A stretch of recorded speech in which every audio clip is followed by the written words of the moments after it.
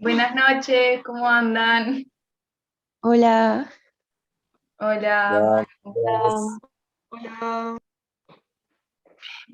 Bueno, hoy vamos a hablar de capital humano. No sé si estuvieron estudiando algo para la clase de hoy. ¿Se acuerdan que los mandé a leer? No mucho. Bueno, ¿qué entienden ustedes por capital humano? ¿Imaginan algo? ¿Qué puede ser? ¿Conocen ambas palabras? Sí.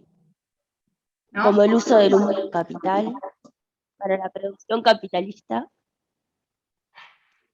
Puede ser, pero a bueno. mí me suena tipo a capital humano, tipo a, no sé, tipo acciones que controlan, no sé, las cosas que hacen las personas. Por ejemplo, me suena a recursos humanos, por ejemplo, capital humano.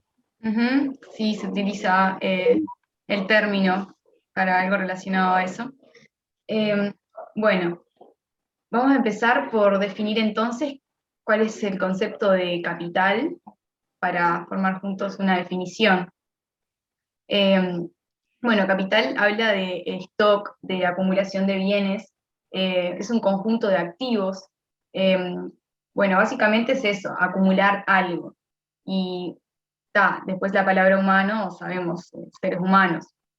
Entonces vendría a ser como algo que acumulan los seres humanos. Bueno, para entrar un poco en el contexto, esperen que tengo que poner grande, ¿no? Me he olvidado esto.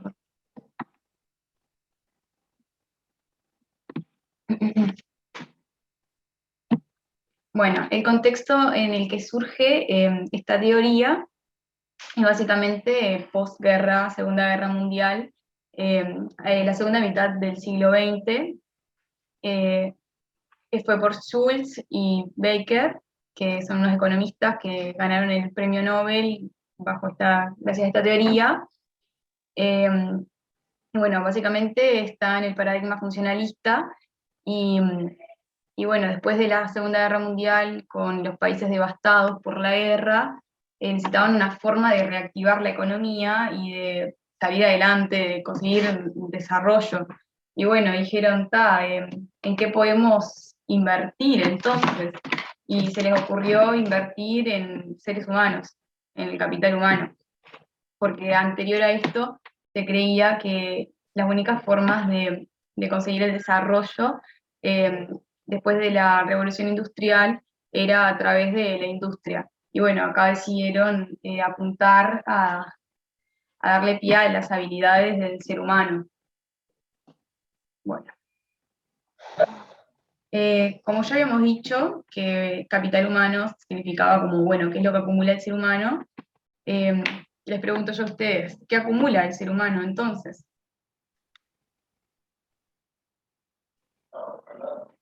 ¿Tienen idea de qué es lo que puede acumular?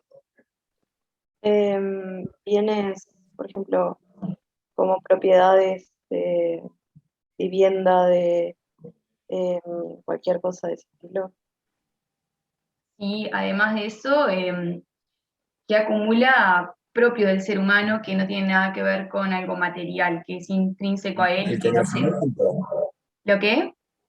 El conocimiento. Sí, conocimiento es una de las cosas que acumula. ¿Se le ocurre alguna otra?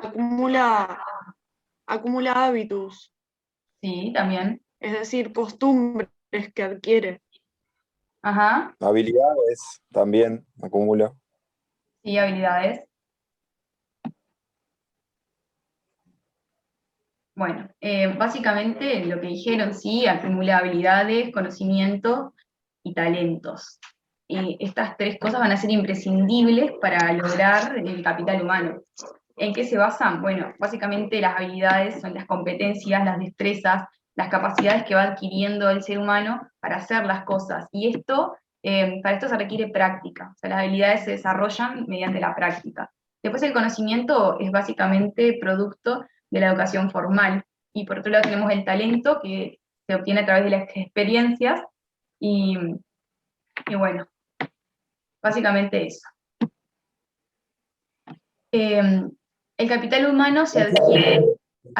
Profe, ¿puede explicar un poquitito más suave? Porque Bueno, se va muy rápido. Por está favor, ok, está bien. gracias.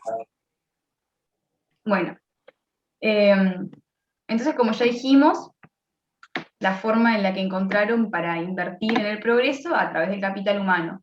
Pero el capital humano, ¿cómo se adquiere? ¿Cómo un ser humano logra adquirir capital humano? Bueno, esta teoría propone 5 ítems por los cuales uno puede adquirir capital humano. El primero se basa en los servicios de sanidad. ¿Tienen alguna idea de qué trata un servicio de sanidad? Sí, básicamente los sistemas de salud, como por ejemplo, en la lógica del trabajo social se dio en su momento toda la movida del higienismo que trataba como que de promover lo social a través de la salud, creando hospitales, generando un sistema de salud pública, todo eso. Claro, exactamente. O sea, la sanidad engloba un montón de cosas y entre ellas también está el comer bien, el descansar bien, el acceder a los servicios médicos, o sea, tener las necesidades básicas cubiertas. Pero esto también implica que, bueno, que mucha gente no llegan a esto, entonces que ya de primera ya van quedando en el camino. O sea, también se forma una fragmentación social y refuerza la desigualdad, porque, o sea, ya de entrada, no, para llegar al capital humano, o sea, muchas personas por distintos motivos familiares, socioculturales, económicos, no logran tener las necesidades básicas cubiertas. Después, el segundo ítem es la formación profesional. Que bueno, la formación profesional básicamente habla de la formación permanente, por estar constantemente estudiando, capacitándose, o sea, si trabajas en una empresa, bueno, hacer cursos, capacitaciones para mantenerte activo en el rubro laboral. Después tenemos el sistema educativo formal, que bueno, acá sería tener la escuela, el liceo y la educación terciaria terminada, e incluso también podrían ser maestrías o doctorados. Después los programas de estudio para adultos no organizados por las empresas, que son cursos de educación no formal, como pueden ser también cursos de informática, que hoy en día, y bueno, en esa época también, son imprescindibles para integrarse, o sea, estar en el sistema laboral. Consulta. Sí. O sea, a ver si entendí. La parte del sistema educativo formal es tipo preparar a la persona para el trabajo. Es tipo ¿cómo se dice? La capacitación, ¿no? ¿Entendí mal? Claro, la capacitación en realidad sí puede ser la formación profesional, que antes se veía mucho en las empresas, y el sistema educativo formal, que serían los que te decía, los 3 sistemas educativos obligatorios que hay en Uruguay, por ejemplo. Bueno, 3 obligatorios no, son 2. Después, los programas de estudio para adultos, que serían los cursos. Bueno, y las migraciones, que bueno, este punto habla de tener que viajar, irte de tu casa, conocer distintos lugares, y bueno, y acá uno acumula experiencias y talentos según esto. Que mientras más tenés esas experiencias de salir de tu zona de confort, ir a otros lugares, más vas acumulando capital humano. Básicamente, para el sistema capitalista hay 3 elementos que son imprescindibles para conseguir empleo. La meritocracia, que se basa en la certificación, básicamente es acumular conocimiento, pero que sea acreditado. Con que no sepas, es necesario que tengas algo que certifique, un diploma que certifique que aprendiste, que hiciste los cursos. Después está, como ya habíamos hablado, del talento, que es la experiencia, se basa en el tiempo en el que vos como sujeto le dedicás a esa actividad laboral en el mercado, y después las habilidades y las destrezas, que tienen que ver con la práctica. Y bueno, hacer esa tarea a largo tiempo, teniendo tus conocimientos, y bueno, vas acumulando experiencia con esto. Bueno, el capital humano tiene dos dimensiones, la cualitativa y la cuantitativa. ¿De qué tratan estas dimensiones? Bueno, básicamente la cualitativa es lo que no se puede medir ni contar, que vendría a ser como, bueno, los talentos y las habilidades que vos vas adquiriendo, que sí se ven en la práctica, pero que no podés contarlos, como sí podés hacer con las cuantitativas, que en este caso serían, no sé, por ejemplo, diplomas, sí se pueden medir, contar. Bueno, después está la inversión. El Estado invierte. Tanto el sujeto como el Estado en realidad. El sujeto invierte su tiempo y su dinero, es decir, en educación, va a conseguir un mejor empleo y por lo tanto tendrá un mejor salario. Y después, lo que le decía, que el Estado, si invierte en educación, conseguirá un mayor crecimiento económico porque tendrá mayor productividad y logrará el desarrollo. Esto es, cuando se implementó esta teoría, después de la Segunda Guerra Mundial, lo que querían era eso, querían salir adelante y bueno, y lograr mano de obra calificada. Surgió la pregunta de, bueno, de el sujeto, el obrero que está en la cadena de producción, ¿cuál es la formación que debe tener? Y ahí descubrieron que, bueno, que para eso, para tener un trabajador capacitado, que bueno, que tiene que ser tipo, que tiene que tener una instrucción para eso. Bueno. Acá, como ya dijimos, el hombre es su propio inversor porque tiene que invertir tiempo y dinero. Y bueno, y acá surgen un montón de cosas. ¿Y de dónde saca el dinero? Claro. Si no tiene el dinero, ¿cómo invierte? Porque tiene que vivir mientras se educa también. Exacto, por eso mucha gente... Termina siendo un privilegio la meritocracia. Claro, exacto, ahí está el tema con esta teoría, es que hay mucha gente que no logra adquirir ese capital humano porque, bueno, tienen que trabajar para comer, para mantener a su familia, para vivir.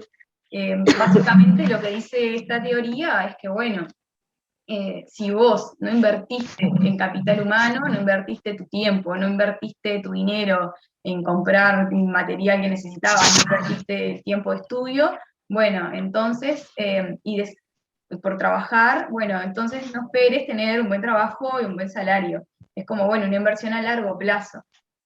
Por ahí si vos vas al aquí y ahora y, bueno, y trabajás,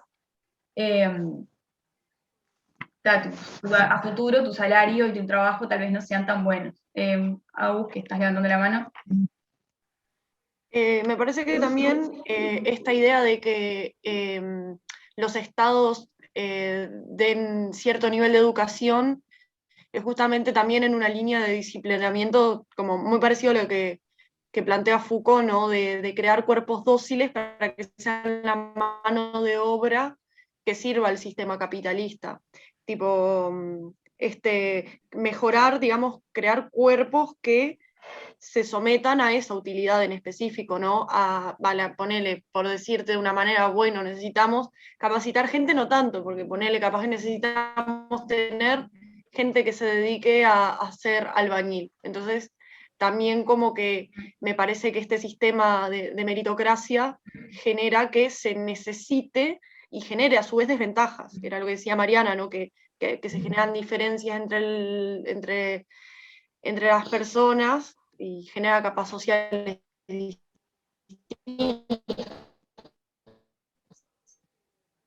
Claro, es eso mismo que vos decís. Básicamente este sistema... Un poquito y ya se fue. Claro, es eso.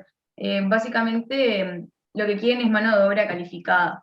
Y bueno, y el requerimiento del sistema económico de la época va a requerir ciertos estudios. Y bueno, por ahí antes no se invertía en la educación para, no sé, para ciertos trabajos más técnicos, más, bueno, y a partir de esto sí se empezó a invertir en eso. Sí, Manu, ¿estás levantando la mano? No, no encontraba para levantar la mano y solo quería agregar a lo de Gauss, que es eso, que en verdad, más allá de que esta teoría que sirva para el sistema capitalista, el sistema capitalista también necesita, necesita de las diferencias y necesita para poder vivir. En verdad era para sumar lo que veníamos armando con Gauss, solo que no podía levantar la mano. Claro, o sea, básicamente esta teoría te dice que el pobre es pobre porque quiere, porque no invirtió. O sea, que el ser humano, al tener libre albedrío, puede elegir en qué invertir y en qué no. Y bueno, y la responsabilidad está colocada completamente en el sujeto y no en el sistema o en el Estado. Claro, como ya dijimos, el hombre es su propio inversor. Claro, pero si nace en un contexto que tiene que buscar la comida del día a día, cómo va a invertir en algo, como que todo Exactamente, con esta teoría, pero no está abarcando todas las realidades. Y a su exactamente. vez, siendo una teoría que avala y potencia el capitalismo, está olvidando de que justamente el capitalismo también se retroalimenta de la pobreza y de la desigualdad social. Bueno, y esta teoría cuando llega a América Latina, que bueno, llega alrededor de los 90 con el contexto de la globalización, y bueno, y en esos momentos se estaban dando convenciones de organismos internacionales en los que proponían reformas para América Latina, y bueno, y entre eso que América Latina lograse ponerse a tono con las necesidades a nivel mundial que estaban surgiendo en esa época.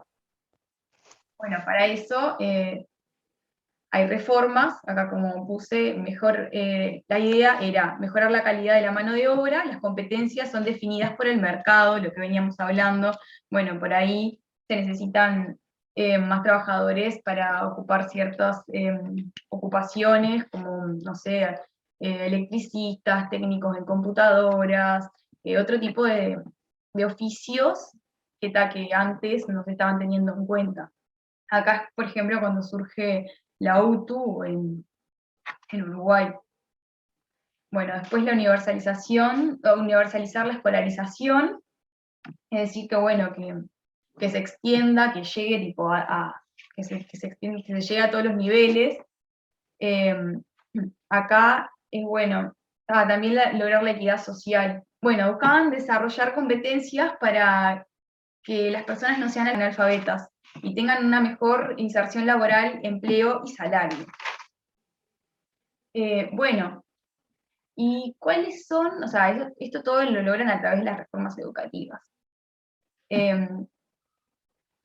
Bueno, ¿cuáles piensan que puede haber sido las consecuencias que tuvo esta teoría en el sistema educativo?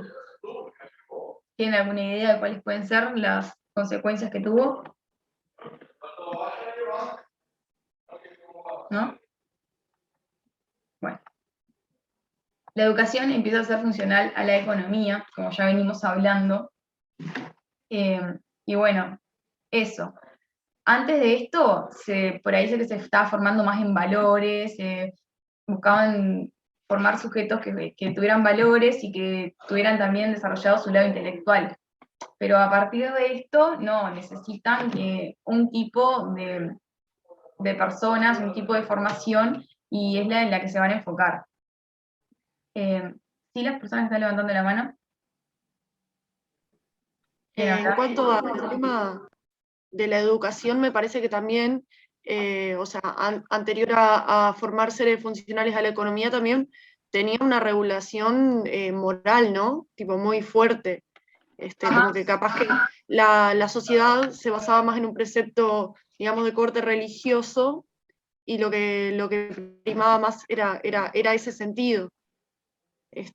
Y como que se hace notar el cambio hacia la funcionalidad de la economía, y me parece que entra en cuestión también el tema de quitarle la responsabilidad a la sociedad entera en sí, y decir, bueno, ahora si vos no sos funcional a la economía es por tu culpa, porque la educación te la estamos dando. Entonces, bueno, si vos no sos funcional, sos una simple consecuencia del mercado y es tema tuyo.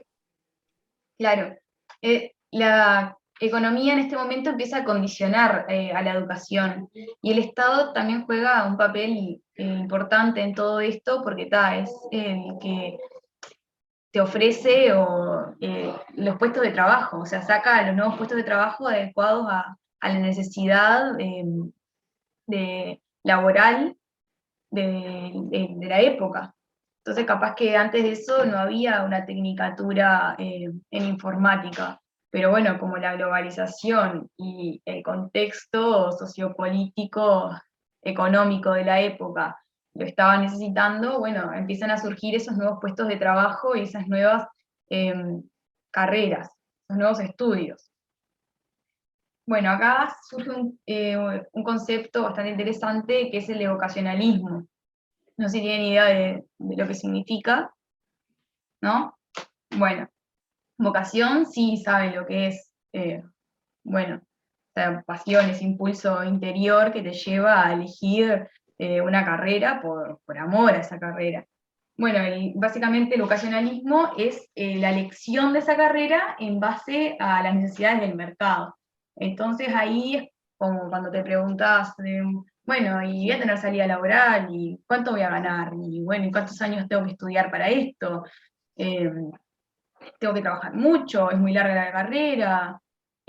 Son todas preguntas que hoy en día las vemos bastante seguido, y bueno, y tienen que ver con esto, con la inserción en el mercado laboral, y por ahí ya no se elige algo por vocación, sino eh, por la salida laboral que esto tenga, y bueno, y la retribución económica también. ¿Sí? Las personas que levantan la mano. ¿Manu? No, yo Porque yo levantar la mano, Pau, vos.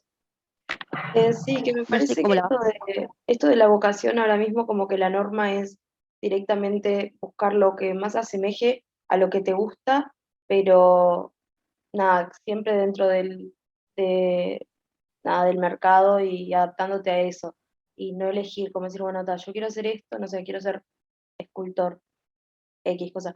Quiero hacer esto y es lo que quiero hacer y bueno, si no es como, bueno, capaz que estudie una carrera que tenga algún tinte artístico, pero que me permita, tipo, tener un trabajo de 8 horas reglamentado, cobrar esto, cobrar aquello. Claro, exactamente.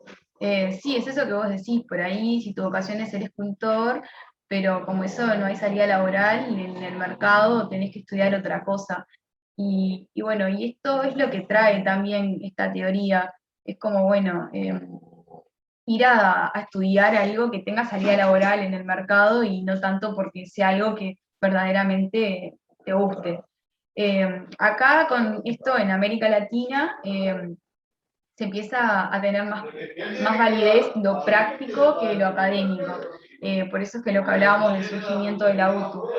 Eh, a su vez también las asignaturas como la filosofía, la literatura, o sea, todas las asignaturas que se pregunten el porqué de las cosas, también se empiezan a cuestionar, porque eso en realidad como que no le sirve al sistema laboral, no le sirve a alguien que estudie filosofía y que aprenda filosofía, lo mismo con literatura y algunas otras materias, o sea, le sirve a alguien que, bueno, un obrero, un electricista, un albañil, cosas que puedan ser útiles para el mercado laboral, o sea, mano de obra calificada, ¿sí? Las personas que Claro, también la cuestión es el hecho de que el que vos generes una capacidad de cuestionar va a quebrantar la idea de, bueno, me formo en base a poder percibir cierto ingreso. O sea, si vos empezás a cuestionar, como que cuestionar el sistema, si todos nos pusiéramos en conciencia, cuestionáramos el sistema, como que, bueno, utópicamente capaz que lo tiramos. Entonces, como que también esa tendencia a no generar el alumnado, por ejemplo, sea tan crítico, para eso mismo, para que siga siendo funcional y siga reproduciendo pautas. Me parece que por ahí. Claro. Vos, Pau, Más que un habías- sistema de educación, es como adiestramiento funcional a la economía. básicamente eso se empieza a implementar con esta teoría, a partir de esto. Bueno, eso, y se empezaron a cuestionar en muchos países eso, las asignaturas esas, y bueno, implementar nuevas asignaturas. Acá es cuando vienen los bachilleratos tecnológicos del Uruguay, que está básicamente buscar oficios que tengan salida laboral en el mercado, que sean funcionales al sistema económico del momento, al paradigma. A su vez, se le pregunta a las empresas qué es lo que necesita, qué tipo de técnicos, trabajadores, de capacitados en qué áreas son las que necesitan. Entonces las empresas y el Estado trabajan en conjunto para crear el contenido, o sea, el contenido que va a estar en las asignaturas, en las carreras, y bueno, qué competencias o habilidades van a tener que desarrollar esos sujetos que son los que las empresas necesitan. Y bueno, todo eso lo implanta el Estado. Lo mismo con el vocacionalismo, o sea, en parte es lo que el sujeto desea, pero en parte también son las ofertas laborales que el Estado ofrece, no es simplemente todo del deseo del sujeto, también tiene que ver como, bueno, la oferta laboral que el Estado necesita para su desarrollo económico desde ese momento. Dice, bueno, necesito ingenieros, necesito tal tipo de trabajo, y bueno, entonces ofrecen ese tipo de estudio.